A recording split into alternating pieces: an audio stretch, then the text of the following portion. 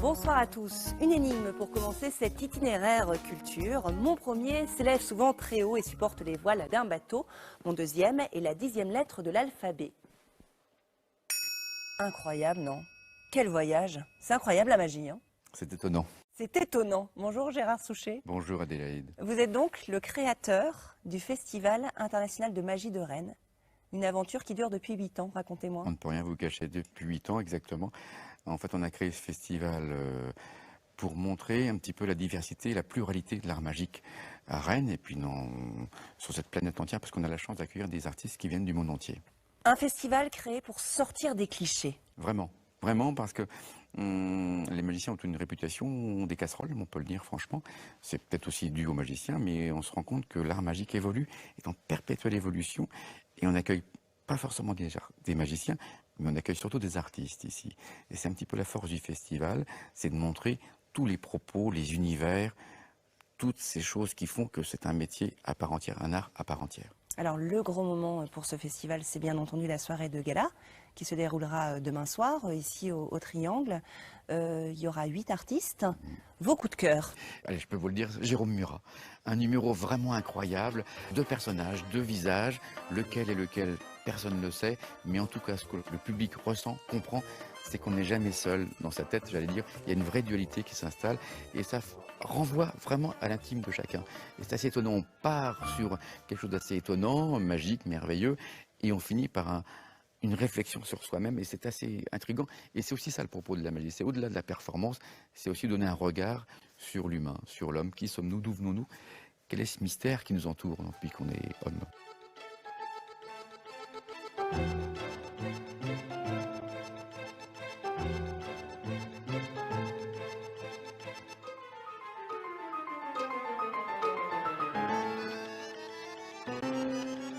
Un coup de cœur aussi avec un artiste italien. Oui, Marco Zoppi, avec ses bulles étonnantes, un vrai chimiste qui travaille très dur. Et je crois vraiment, on a tous fait des bulles quand on était enfant, même aux anniversaires, tout le monde joue avec des bulles. Mais là, on a atteint vraiment des bulles exceptionnelles et un univers surtout qui se développe autour de tout ça, avec des phénomènes chimiques, il n'y a pas d'autre nom que ces bulles qui sont vraiment étonnantes.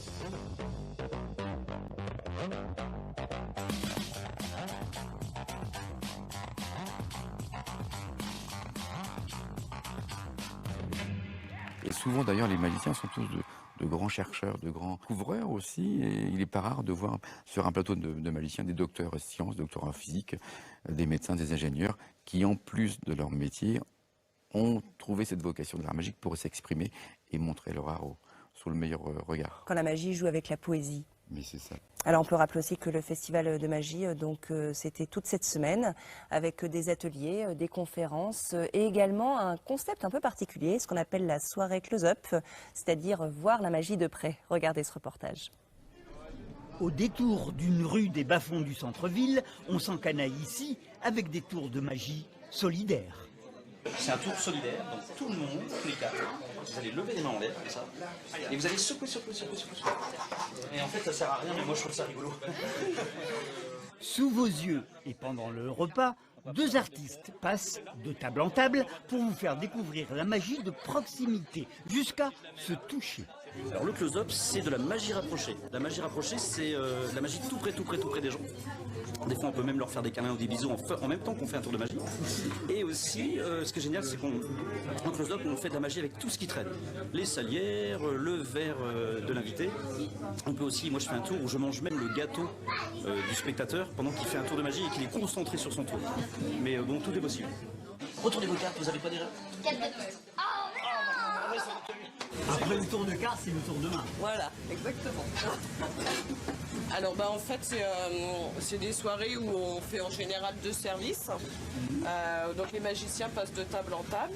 Et donc du coup, pour nous c'est une bonne chose parce que du coup c'est très demandé les soirées magie. En fait c'est assez renommé maintenant le festival de magie. Donc pour nous c'est super. En fait on a un ami qui est magicien et là c'est l'anniversaire de Salomé, donc on avait envie de profiter d'un restaurant magique. J'adore, c'est trop drôle. Ouais. Ça se développe beaucoup en ce moment parce que aussi je pense qu'il y a eu une émulation au niveau mondial qui s'est faite via Internet. Au moment où il y a eu l'arrivée d'Internet, il y a eu une grande peur chez les magiciens que ce soit la fin des grands secrets. Et au contraire, ça a créé une émulation parce que finalement le grand public, ça l'intéresse pas de savoir le secret. Eux, ils veulent voir de la magie. C'est 8 de carreau. Oh,